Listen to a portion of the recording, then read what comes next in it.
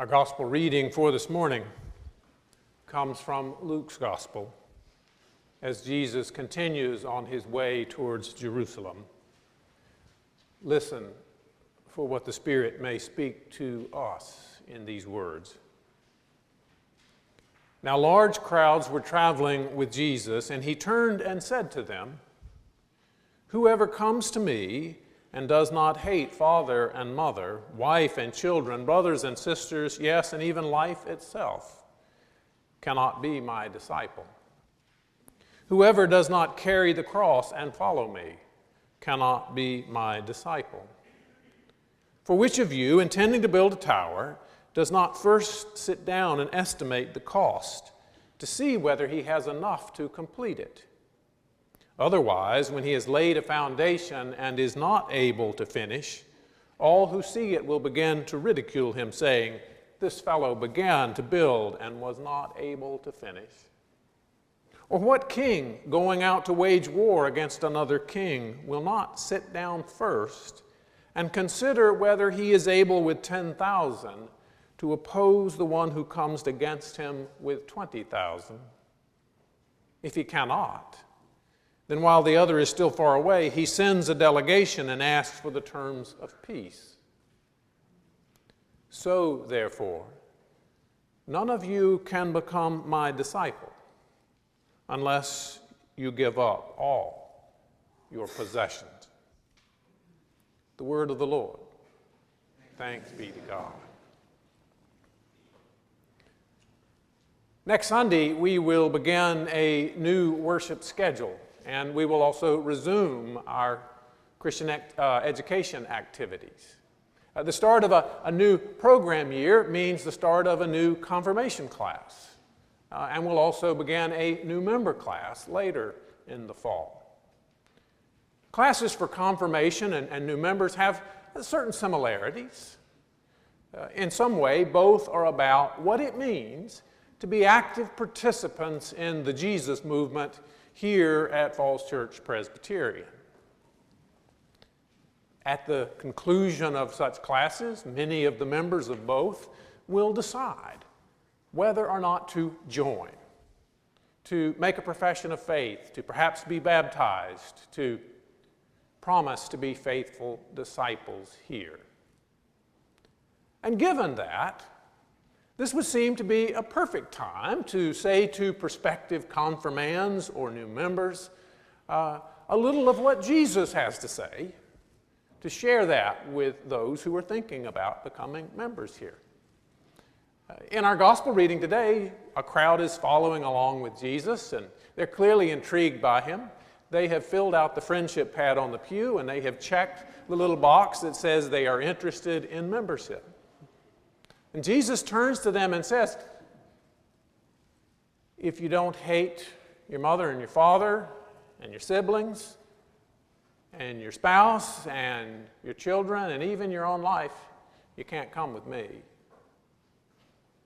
If you don't carry your own cross and go wherever I go, you can't come with me. If you don't give up all your possessions, you can't come with me." On second thought, maybe this is not a good thing to share with the new members class or the confirmation class. I mean, I'm all for full disclosure, but come on, Jesus. One of my favorite preachers, Barbara Brown Taylor, in her sermon on this passage, says that after careful consideration of the harder passages of Jesus, I have to conclude that he would not have made a good parish minister. If you've spent much time around Presbyterian congregations, or most any other mainline group, the Methodists, Lutherans, UCC, Episcopalians, you likely have experienced some of our emphasis on membership. We try to get people to join.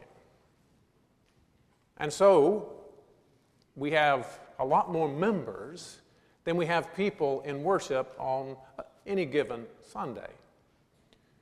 For us here, usually somewhere around half of our approximately 500 members are here for worship. And that's actually a little higher percentage than in most Presbyterian churches. But if you go outside of mainline denominations, you find other patterns. When I was in seminary, I had a couple of classmates who were from Assemblies of God congregations. And I was surprised to learn from them that their Sunday attendance far exceeded their membership. In one of them, they had about 800 people in worship, and they only had around 250 members. Now, in these congregations, you did not join simply to affiliate. If you just wanted to come on Sunday, attend worship, give a little money, go to the occasional class, you weren't expected to join. Joining was about something larger.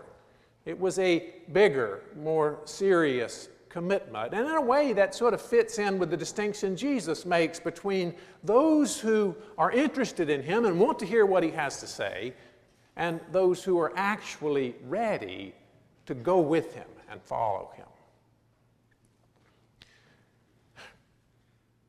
One of the unfortunate pieces of our Presbyterian heritage is an understanding of membership that we acquired during the day of cultural Christianity. In a time when affiliation with a church was an expected part of citizenship, Presbyterian and other mainline congregations were the churches of choice, and we were happy to have you affiliate with us. Expectations were minimal. One often quoted one is that as long as you come once a year or give money. And unless you specifically requested it, it was really hard to get taken off our membership rolls. Never mind what Jesus says or our own denominational rules. Jesus, by the way, never talked about membership, though He did talk a lot about discipleship, about following Him. He says that everyone's welcome. There's nothing that can disqualify you from joining in and becoming a part of God's new realm. All are welcome. He says that God's never happier than when sinners come into the fold. But if all are indeed welcome, if there's nothing that can keep you out, if the worst sort of folks are embraced with open arms, it is nonetheless true that following Jesus requires a total reevaluation of priorities and loyalties. That bit about hating your family and your own life is a colorful Semitic way of saying that you have to love Jesus and the new family that forms around those who follows Him more than anyone else, that you have to push those relationships below the one with Jesus. But the words about the cross and giving up your possessions are more straightforward. To follow Jesus is to encounter difficulty, even suffering, that could be avoided simply by not following Him. And our things, our stuff, our personal comforts, and the careers and ambitions and lifestyles that go along with them are all huge obstacles to following after Jesus. We live in a consumer culture, and we have been thoroughly schooled in its ways. The way life gets better is to acquire, add more things, more houses and cars and possessions. And activities and events and experiences are consumer items too. More things to add to make life fuller or more meaningful. And religion and spirituality get put on this list. Things we add to enhance or uplift our lives. But then Jesus comes along and says we've got it all wrong. He didn't come to give us more things. We need to do some subtracting, some difficult calculations to see whether or not we can be His disciples. Jesus is not trying to be hard on us here. He's just letting us know what we're signing up for. Jesus wants to disabuse us of the notion that He arrived in order to give us some more consumer experiences or to create a new membership list, a new group of religious insiders. Jesus came to change the world, to get it ready for God's coming new day, and to invite us to be a part of that. But changing the world is difficult and often dangerous business. Just ask Martin Luther King Jr. or Nelson Mandela or Bishop Oscar Romero or Benazir Bhutto or Mahatma Gandhi. Or just ask Jesus.